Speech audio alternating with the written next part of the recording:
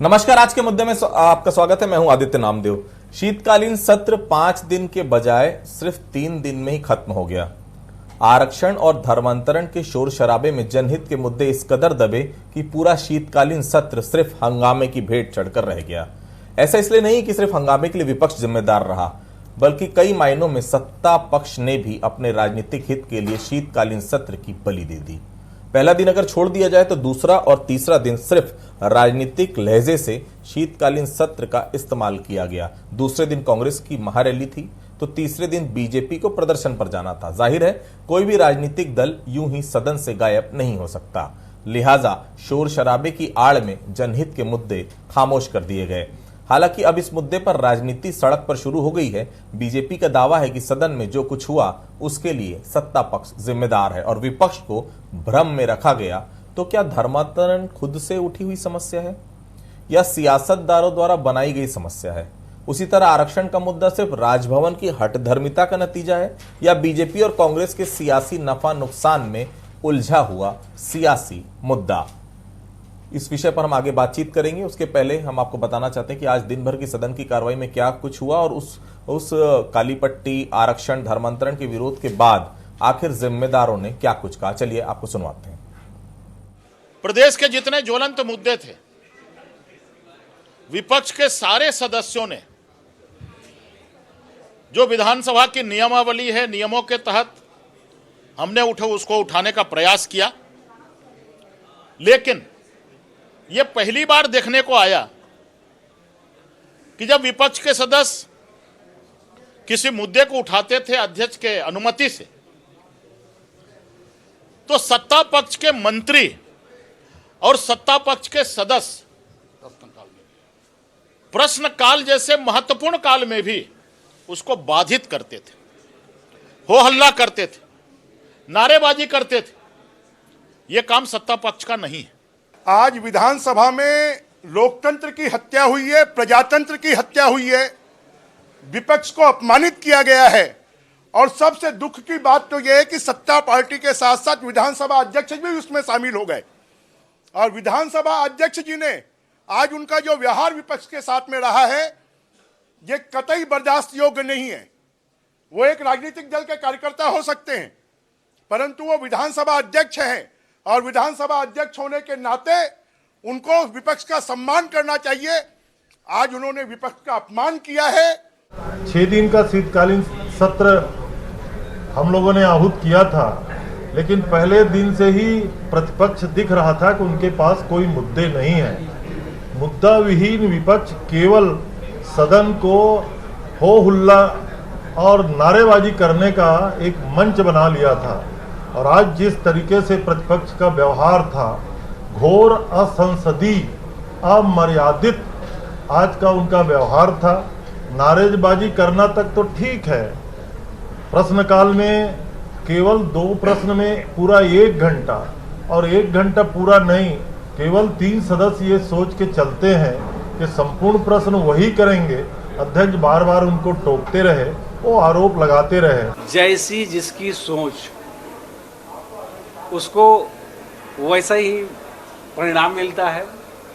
तो आज ये जो काला पट्टी लगा ले, नीला पट्टी लगा ले, जो पट्टी लगा ले, लेकिन कल तक आरक्षण बिल पारित नहीं हुआ था तो खूब हल्ला कर रहे थे। ज्ञापन देना, मीटिंग करना, रैली निकालना, सभा करना। आज आरक्षण बिल पारित हो गया है तो उसके समर्थन में एक भी इनका बयान क्यों नहीं आ रहा है? सुना क्या कुछ कहा सत्ता पक्ष ने और क्या कह रहा है विपक्ष। लेकिन सबसे बड़ा सवाल यही है, जब यही कांग्रेस पार्टी विपक्ष में थी तो ये मांग करते थे कि सत्र छोटा नहीं होना चाहिए, सत्र बड़ा होना चाहिए। यही जो विपक्ष जब सत्ता पक्ष में था तब सत्र छोटे होने की बात करता था। आज 5 दिन का सत्र था, लेकिन देखिए 5 दिन भी सत्र नहीं चल सका। क्या ऐसा नहीं लगता कि अगर 5 दिन सत्र चलता तो जनता से जुड़े और मुद्दे आते, कई मुद्दों पर जांच बैठाई जाती, कई मुद्दों पर कार्रवाई होती?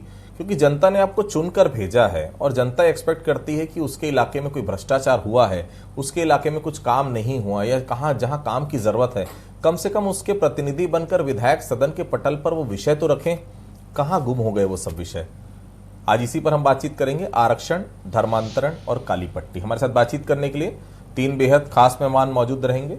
हमारे साथ पीसी रथ साहब हैं, वरिष्ठ पत्रकार हैं, बहुत स्वागत करता हूं उनका। हमारे साथ सुरेंद्र वर्मा जी जुड़े हुए हैं, कांग्रेस के वरिष्ठ नेता हैं, प्रवक्ता हैं, बहुत स्वागत करता हूं उनका। थोड़ी देर में हमारे साथ केदार गुप्ता जी जुड़ेंगे, उनसे जब वो आएंगे तो फिर उनसे बातचीत हम आगे बढ़ाएंगे। सबसे पहले पीसी रथ साहब के पास चलते हैं। रथ साहब, पूरे शीतकालीन सत्र को आपने देखा, हमने भी देखा। 5 दिन का सत्र 3 दिन में निपट गया। पहले दिन को आप छोड़ दे तो दूसरे दिन कांग्रेस की महारैली, तीसरे दिन भारतीय जनता पार्टी को प्रदर्शन करना था, और निश्चित तौर पर 7 तारीख को अमित शाह आ रहे हैं तो सबको कोरबा की जिम्मेदारी संभालनी थी। शोर शराबा, अमर्यादित व्यवहार। छत्तीसगढ़ विधानसभा अपनी मर्यादाओं के लिए जाने जाता है। उस विधानसभा में यही माना जाता है कि जो वेल पर पहुंचता है वो स्वमेव निलंबित हो जाता है। उसके बाद भी वेल पर आप गए, कागज आसंदी की तरफ फेंके गए। ये कहां जा रही छत्तीसगढ़ विधानसभा, और इस सब के लिए जिम्मेदार आप किसको मानते हैं रथ साहब? जी बिल्कुल, ये एक तरह से चुनावी वर्ष डिक्लेयर हो चुका है, तो चुनावी फायदे के लिए तमाम हथकंडे जो राजनीतिक दलों को आजमाने पड़ते हैं वही हम सबको दिखाई दे रहा है। और जो विधानसभा में जिस तरह से अनुशासन का स्तर दिखाई दे रहा है, जिस तरह से गतिविधियां दिखाई दे रही हैं, इससे भी पता चलता है कि कोई भी पीछे नहीं हटना चाहता, और वो चाहते हैं कि वो किसी भी तरह से अपनी जो स्थितियां हैं उसको ज़्यादा से ज़्यादा ऐसा दिखाएं कि वो जनता के लिए काम कर रहे हैं करके। लेकिन कुल मिलाकर के जनता समझ रही है कि ये सिर्फ राजनीति हो रही है और कुछ नहीं हो रही है, क्योंकि जो मुद्दे जिस तरह से जनहित के मुद्दों को नज़रअंदाज करके सिर्फ राजनीतिक फायदे के मुद्दे उठाए जा रहे हैं, तो उससे स्पष्ट है कि गंभीरता राजनीतिक दलों की कम हो गई है, और राजनीतिक दल चाह रहे हैं कि सिर्फ चुनावी फायदा किसी तरह से हमें मिले।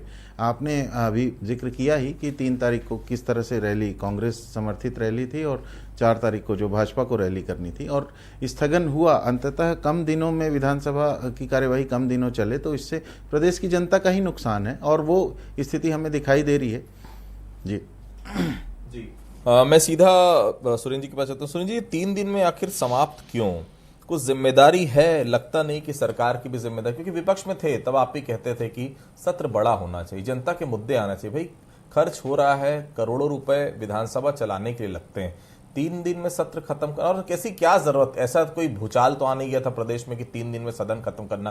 विपक्ष आज कहता रहा कि सदन और चलने दीजिए, लेकिन सदन अचानक जो है दोपहर में स्थगित कर दिया जाता है अनिश्चित काल के लिए। किसकी जिम्मेदारी है सुरेंद्र साहब? आदित्य जी, भारतीय जनता पार्टी का रवैया शुरू से ही आपने देखा होगा, पहले भी ये सवाल पूछ के बहिर्गमन करते हैं। जिस प्रकार से इनको लगातार सदन को बाधित करने का कुत्सित प्रयास पिछले बार भी हुआ, जो 1 और 2 तारीख को विशेष सत्र था। वरिष्ठ नेता हैं अजय चंद्राकर जी, किस प्रकार से धक्का मुक्की, गाली गलौज, सदन की गरिमा को कलंकित करने का काम ये करते रहे। कांग्रेस तो शुरू से ही सदन की परंपरा को मानने वाली पार्टी है। सलाह का, सुझाव का, तमाम सवालों का स्वागत है। सबसे बड़ी पंचायत होती है विधानसभा प्रदेश की, और इसमें चर्चा होनी चाहिए। लेकिन भारतीय जनता पार्टी का जिस प्रकार से पलायनवादी प्रवृत्ति रहा है, विपक्ष की भूमिका निभाने में ये लगातार नाकाम रहे हैं, और सदन को बाधित करने का, और जिस प्रकार से आज भी सदन में इनका बर्ताव रहा है, आसंदी की तरफ कागज फेंकना निंदनीय है। और भारतीय जनता पार्टी पूरी तरह से मुद्दा विहीन हो चुकी है। इनके पास मुद्दे नहीं है, तथ्यहीन आरोप लगाते हैं। कल भी आपने देखा होगा जल जीवन मिशन को लेकर टेंडर के संदर्भ में जब मंत्री जी ने जानकारी दी, 201 टेंडर आए, 80 रिटेंडरिंग क्यों की जाती है? सिंगल टेंडर आते हैं या नहीं आते हैं तो फिर से उसको बुलाने की यह प्रक्रिया रही है, जो समयावधि बढ़ाई गई 5-15 टेंडर में, उसके संदर्भ में। और इनके आरोप ऐसे तथ्यहीन रहते हैं, आधारहीन रहते हैं। गोधन न्याय योजना के संदर्भ में ये बात करते हैं, कुल बजट 350 करोड़ के लगभग का है, 15,000 करोड़ के भ्रष्टाचार की बात करते हैं। आज चावल के संदर्भ में ये तथ्यहीन आरोप लगाते हैं। जिस प्रकार से मंत्री जी ने तो सिलसिलेवार जवाब दिया, पहले 8 महीने का आवंटन जारी हुआ 20-21 में, फिर 21-22 में 11 महीना, फिर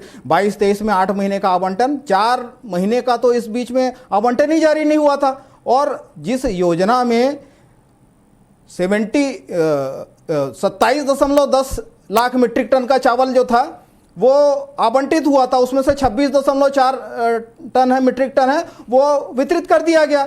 जो बाकी है 70,000 मीट्रिक टन, वो केवल 2.95% होता है। किसी भी योजना में 100% वो इनके समय में होता था अतिरिक्त। आपको याद होगा 21 लाख फर्जी राशन कार्ड बना के 36,000 करोड़ का नान घोटाला कर लिए, तो उस समय होता था आवंटन से ज्यादा वितरण। लेकिन वर्तमान व्यवस्था में 3% बकाया रहना कोई बड़ी बात नहीं है। केंद्रीय योजनाओं का केंद्रीय एजेंसियों के द्वारा ऑडिट किया जाता है, कहीं कोई समस्या नहीं है। लेकिन यह तथ्यहीन आरोप लगा के इस प्रकार से बहिर्गमन करना, यह विपक्ष की भूमिका निभाने में नाकाम रहे। ठीक, केदार गुप्ता साहब ये बताइए कि क्या जरूरी था आज काली पट्टी बांधना, धर्मांतरण आरक्षण के मुद्दे को ऐसा उलझाया सुबह से? क्या केवल सत्र जो है 5 दिन की बजाय 3 दिन खत्म हो गया? जिम्मेदार भारतीय जनता पार्टी भी नहीं है इसके लिए?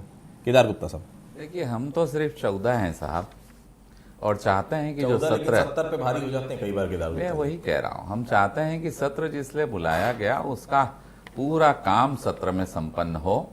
परंतु ये जो सरकार बैठी है, पता नहीं क्यों आरक्षण के खिलाफ है, आरक्षण की विरोधी है।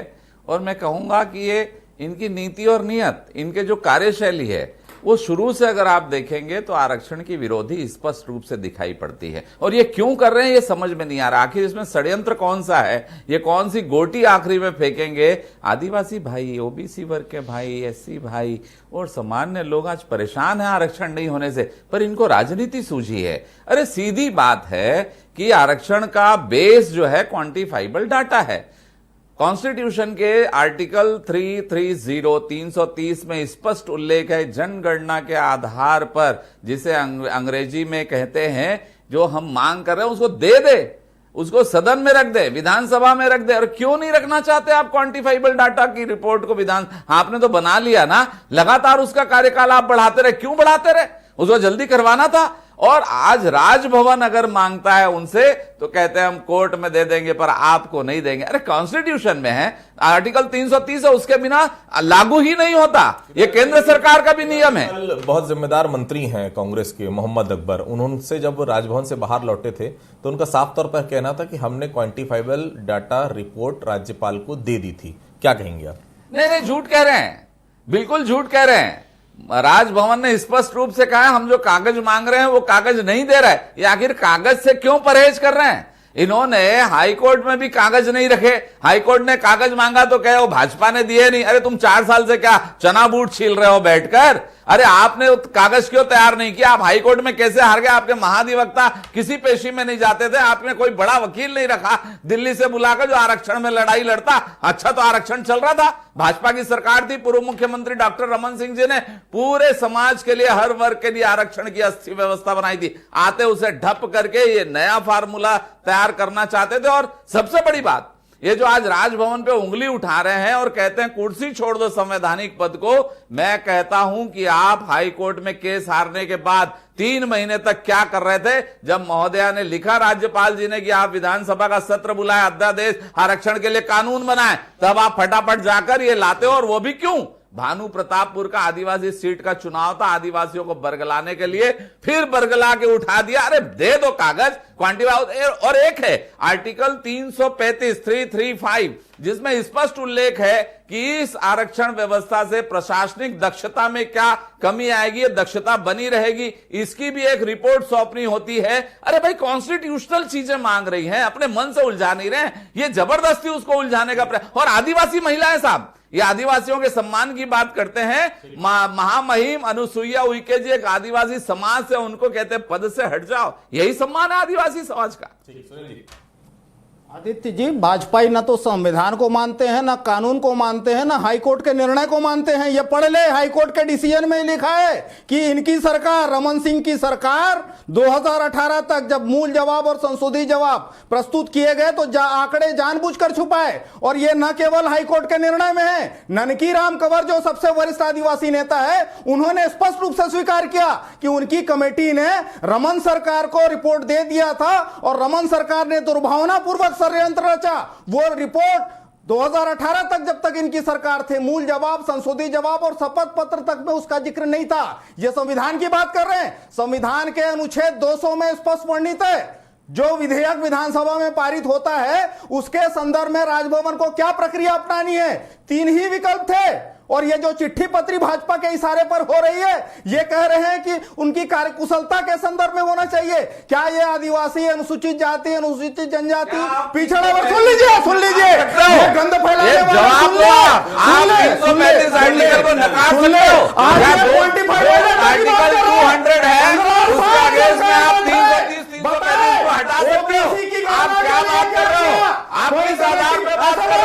आपके लिए क्या सुरेंद्र जी ऐसे मत चिल्लाओ, आपको जवाब देना चाहिए। हमारी सरकार ने तो ओबीसी की गणना के लिए क्वांटिफाइबल डाटा आयोग बनाया जस्टिस छबीलाल पटेल की अध्यक्षता में, और कमेटी जब बनाती है तो उसकी अनुशंसा पर सरकार विधेयक लाती है, विधि विभाग से परीक्षण होता है, उसके बाद वो विधेयक का हिस्सा है, उसमें उसके आधार पर ही विधेयक बनाया गया है। ये बताए 15 साल जब सरकार में थे तब ओबीसी या ईडब्ल्यूएस के लिए कुछ किया हो, कोई अध्यादेश जारी किया हो, और ये उल्टी बात कर रहे हैं। जो सर्वसम्मति दिखाई गई तो क्या नारायण चंदेल जी उस समय झूठा एक्टिंग कर रहे थे? जो सहमति थी उस बिल पर, आज भी कह रहा हूं सहमति है। ना ये आज भी कह रहा हूं सहमति है। ये इनका दोगला चरित्र है। भारतीय जनता पार्टी पूरी तरह से सहमत है। ठीक, जो आप जो कह रहे हैं ना उसको प्रस्तुत करें।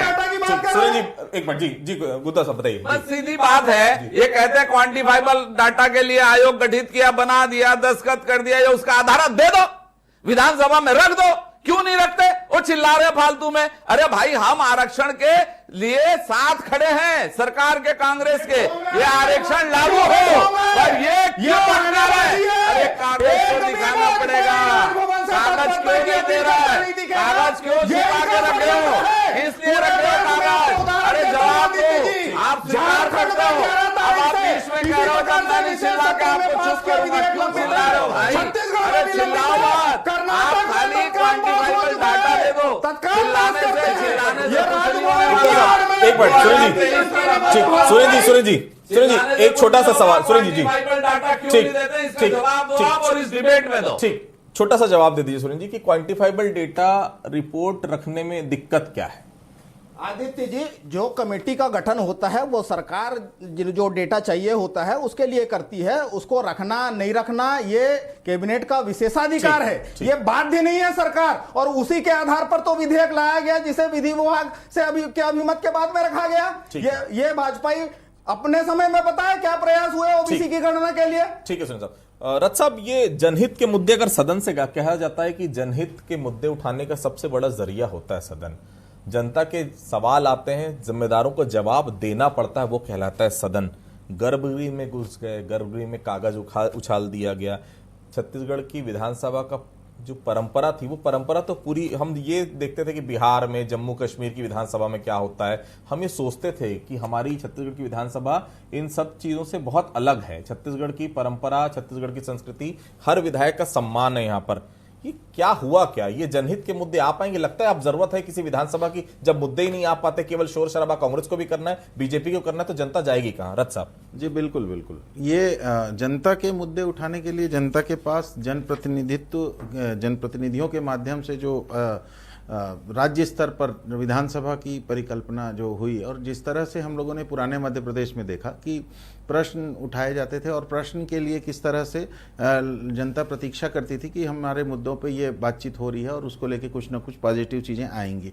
ये सिलसिला छत्तीसगढ़ बनने के बाद भी काफ़ी कुछ व्यवस्थित रहा, और छत्तीसगढ़ की विधानसभा के तौर तरीकों की तारीफ भी होती रही, क्योंकि लगातार 15 साल तक के कांग्रेस विपक्ष में थी, तो उस तरह से बहुत विवादित स्थिति होने के बाद भी कभी इस तरह से झूमा झटकी वाला माहौल नहीं हुआ था। अब ये पिछले 4 सालों से जब से कांग्रेस की सरकार है और भाजपा विपक्ष में है, तो ये बहुत ज़्यादा अतिरेक होता जा रहा है। कहीं ना कहीं ये इन चीज़ों में ऐसा लग रहा है कि सरकार और विपक्ष के बीच लगातार कुछ राजनीतिक फायदे के लिए विधानसभा को भी इस्तेमाल करने की स्थितियां दिखाई दे रही हैं, जबकि चुनावी वर्ष है, इसमें संयम बरतते हुए अपने अपने काम को सामने रखना चाहिए कि हमने ये काम किया, लेकिन उसके बजाय तात्कालिक मुद्दों को लेकर के एक हॉट वातावरण, एक गर्म वातावरण बनाने की कोशिशें हो रही हैं। इससे निश्चित रूप से जनता के मुद्दे दरकिनार हो रहे हैं और प्रशासनिक कुशल कुशलता, जिस तरह से दक्षता का वातावरण होना चाहिए, वो चीज़ें नहीं हो रही है। कहीं ना कहीं इससे जनता को अंततः दीर्घकालीन नुकसान है, और स्थगित किया जाना तो निश्चित रूप से एक तरह से आपत्तिजनक है। गुप्ता साहब, ये आरक्षण पर बोल रहे हैं आप लोग, क्वांटिफाइबल डेटा नहीं मिल रहा है। सत्ता पक्ष से कभी बातचीत करने की कोशिश की? कभी गया कोई विधायकों का डेलीगेशन कि आइए मुख्यमंत्री जी, हम आपके साथ बैठना चाहते हैं, बताइए तो हमको क्वांटिफाइबल डेटा आप क्यों नहीं दे रहे हैं? क्या ये नहीं होता कि हल निकालना चाहिए? भाई, जनता, आदिवासी जनता कांग्रेस की भी है, वही आदिवासी जनता भारतीय जनता पार्टी की भी हुई, एससी भी, ओबीसी, सब आप दोनों दलों के ही हैं। तो ऐसे में नहीं लगता कोई बीच का हल निकलना चाहिए? जाएं भाई, आपके 14 विधायक हैं, 14 विधायक जाकर बैठे कि सीएम साहब, हम आपको समय चाहिए, हम आपके साथ बैठना चाहते हैं, क्यों क्वांटिफाइबल डेटा आप नहीं रख रहे हैं? आप हमें बताइए कहां दिक्कत है, हम बैठ के सब जो भी दिक्कतें आ रही उसको सॉल्व करेंगे। इस दिशा में प्रयास नहीं होना चाहिए गुप्ता जी? आदित्य जी, आपने और पीसी रथ साहब ने बहुत अच्छी बात कही। पीसी रथ साहब ने कहा कि जब कांग्रेस विपक्ष में थी तो बड़ी शांति होती थी, और भाजपा विपक्ष में है तो हंगामा होता है। आपने कहा कि मुख्यमंत्री जी से बात हुई क्या? अरे भाई, विधानसभा में कौन बैठता है? विधानसभा सत्र में कौन सुनने आता है? अगर वहां पर मांग कर रहे हैं तो क्या माननीय मुख्यमंत्री जी नहीं सुन रहे? क्या माननीय विधानसभा के अध्यक्ष नहीं सुन रहे? और अगर हंगामा कर रहे हैं और अनाप शनाप उल जुलूल बातों पर कर रहे हैं तो रथ जी, हम आपसे क्षमा चाहते हैं और पूरे प्रदेश की जनता से क्षमा चाहते हैं। पर आरक्षण के मामले पर और धर्मांतरण के मामले पर जब बात होती है कि इसमें चर्चा हो और इसे कानूनी पहलुओं को रखा जाए, क्वांटिफाइबल डाटा इसके लिए जरूरी है, आरक्षण उसके बिना नहीं हो सकता। आप चीटिंग कर रहे हैं जनता के साथ। और अगर हम आगे बढ़ जाते हैं, काली पट्टी लगा लेते हैं, तो अगर ये गुनाह है ना तो 1000 बार करेंगे साहब, 1000 बार। आप ये मत सोच के रखिएगा कि हम विपक्ष में बैठे हैं, कम संख्या में है तो हम आवाज नहीं उठाएंगे। क्या आदित्य जी, वहां मुख्यमंत्री जी नहीं सुनते क्या वहां पर बात हो रही है कि इसे रखा जाए तो क्या अलग से घर जाना पड़ेगा क्या? अगर वो ये चाहते हैं कि हमारे घर जाने तो हम जाएंगे, आप बोल दे वो आप घर आ जाओ, हम दे देंगे। अरे आदिवासी भाइयों के लिए, ओबीसी भाइयों के लिए हम तत्काल घर चले जाएंगे। पर ये कानून की जो चीजें हैं, संविधान है, विधानसभा है, उसकी अपनी गरिमा है, वहां पर मांग हो रही है और वो मांग को ठुकराया जा रहा है। तो आखिर में भ्रष्टाचार की बात में थोड़ा सी लेट से जुड़ा, क्षमा चाहूंगा, वो बात कर रहे थे सब कुछ ठीक है, तो आईएएस के घर में सोना कहां से आ गया, पैसे कहां से आ गया? और सैकड़ों करोड़ों का एक बीच का जो व्यक्ति है, नाम नहीं लूंगा, ईडी गिरफ्तार करती है और सबको जेल भेज देती है। ये कहते हैं कि ईडी फंसा रही है, केंद्र में मोदी सरकार है, तो क्या कोर्ट भी गलत कह रहा है? आप इसे कोर्ट को खटगरे में खड़ा कर रहे हैं। सारी चीजें देखने के बाद जेल भेज देता है कोर्ट कि ये बात ठीक है, और आप बैठ के यहां पर राम नाम जप रहे हैं कि सब कुछ ठीक चल रहा है। अरे आप धर्मांतरण के बारे में क्या कहेंगे? 12 जुलाई 2021 को सुकमा के पुलिस अधीक्षक ने यह बात कही थी कि धर्मांतरण तेजी से हो रहा है और लोगों का आक्रोश बढ़ सकता है, बहला फुसला के। ये खाली मैं कह रहा हूं कि एक आईपीएस अधिकारी ने लिखा है लिखित में, आज मैंने फेसबुक में वो पत्र भी डाला है। उसके बाद आप कहते हैं कि भाजपा करा रही है। अरे क्या, आखिर कितना झूठ बोलोगे? और इसमें अगर हम वेल में चले जाते हैं तो गुनाह करते हैं। 100 बार करेंगे साहब ऐसा गुनाह, 100 बार छत्तीसगढ़ की जनता के लिए।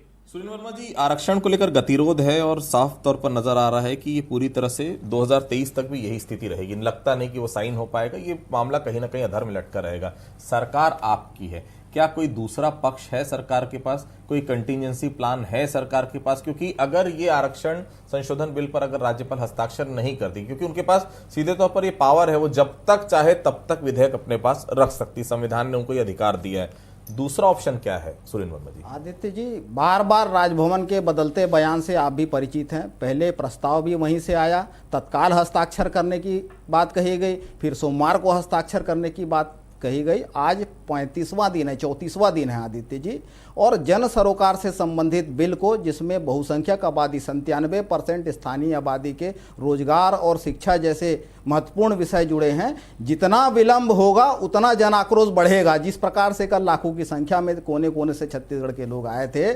महामहिम हमारी भी महामहिम है, केवल एक वर्ग से जोड़ा जाना अनुचित है। जिस प्रकार से भाजपाई कह रहे हैं वो आदिवासी वर्ग से है, वो प्रशासनिक मुखिया है प्रदेश की। सभी वर्ग, चाहे वो ईडब्ल्यूएस का हो, चाहे अनुसूचित जाति का हो, जनजाति का हो, पिछड़ा वर्ग का हो, सभी की संवैधानिक प्रमुख है। और जो तत्परता उनके द्वारा दिखाया गया था, उसके बाद 7 दिसंबर को भाजपा का एक प्रतिनिधिमंडल मिलने गया था। उसके बाद क्या बात हुई, किनके इशारे पर, किनके दबाव में इस प्रकार से रोका गया है, यह भी छत्तीसगढ़ की जनता समझ रही है। और 3 उदाहरण मैं आपको देता हूं।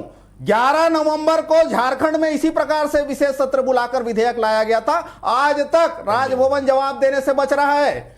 छत्तीसगढ़ में जो स्थिति है वो आपके सामने है। वहीं कर्नाटक में जैसे ही विधेयक पास हुआ तत्काल हस्ताक्षर हो जाता है।